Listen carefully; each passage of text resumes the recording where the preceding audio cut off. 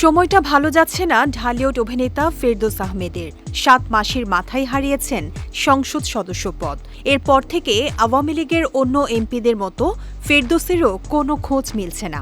এবার জানা গেল ছাত্র আন্দোলনে নীরব থাকায় টালিউডের একটি সিনেমা থেকে বাদ পড়েছেন তিনি। কলকাতা নির্মাতা অর্কদীপ মল্লিকা নাথের মীর জাফর চ্যাপ্টার 2 সিনেমায় অভিনয় করার কথা ছিল ফেরদৌসের। ১৭ আগস্ট সিনেমার প্রযোজক রানা সরকার জানালেন, এই সিনেমায় আর থাকছেন না ফেরদৌস। রানা সরকার বলেন, সিনেমাটি ২ বাংলার দর্শকদের টার্গেট করে বানানোর পরিকল্পনা করা হয়েছে।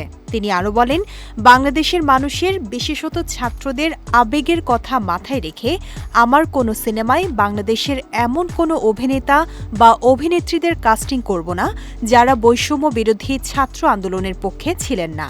সে হিসেবে ফেরদৌসকে আমরা সিনেমাটিতে রাখছি না।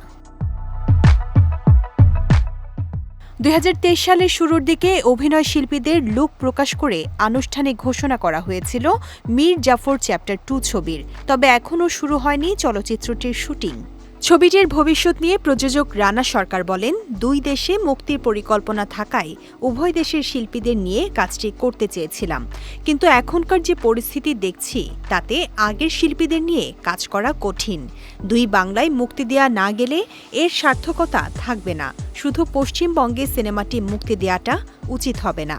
বাংলাদেশে মুক্তি দেয়া সম্ভব হলেই নির্মাণের পরিকল্পনা করব। এই সিনেমায় বাংলাদেশের জিয়াউল রোশানেরও অভিনয়ের কথা আছে। ভবিষ্যতে সিনেমার কাজ শুরু হলে রোশান থাকবেন বলেও জানিয়েছেন প্রযোজক রানা সরকার।